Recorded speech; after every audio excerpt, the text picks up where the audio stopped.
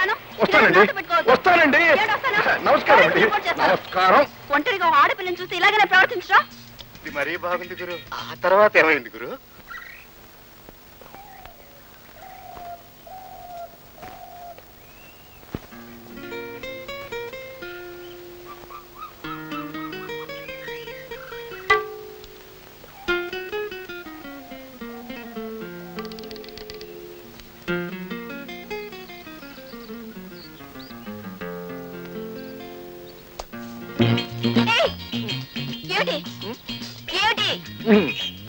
Just ముట్టుకుందామని.